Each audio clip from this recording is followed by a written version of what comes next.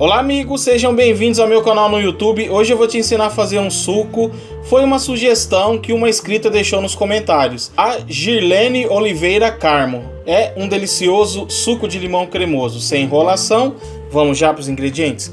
Aqui no meu liquidificador eu vou colocar 1 litro de leite gelado, bem gelado mesmo, viu? Eu coloquei leite integral aqui, mas você pode colocar um outro tipo de leite. A única diferença é que vai ficar um pouquinho mais ou menos cremoso, tá? Essa é uma receitinha bem fácil, não leva água e vai somente 3 tipos de ingrediente. 1 xícara de açúcar, eu coloquei 1 xícara de 240 ml. Você pode até usar meia caixinha de leite condensado ou usar um outro tipo de açúcar ou um pouco menos de açúcar, tá? E aqui eu tenho um pacotinho de Tang, eu vou usar o sabor limão, porque eu acho que limão combina muito com o calor. E hoje está calor aqui na minha cidade, na minha região. Pacotinho de 25 gramas, você pode substituir por um outro sabor.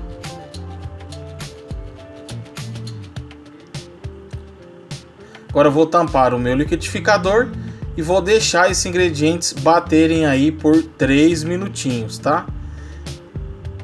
Ajude nosso canal a crescer, dê um like nesse vídeo, comente, se inscreva no canal, ative o sininho e compartilhe com seus amigos. E ajude nosso canal a chegar a 700 mil inscritos até dia 31/12 de 2021. Deu aqui os 3 minutinhos, eu desliguei e agora eu vou passar para a minha jarra, gente. Já estou com água na boca. Olha só. Olha, eu posso lhe dizer que essa sugestão dessa inscrita, da nossa amiga inscrita, ficou uma delícia, gente.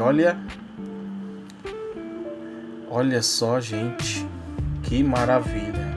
Então, se você gostou, deixe um abraço, um Deus abençoe e até o próximo vídeo. Tchau, tchau.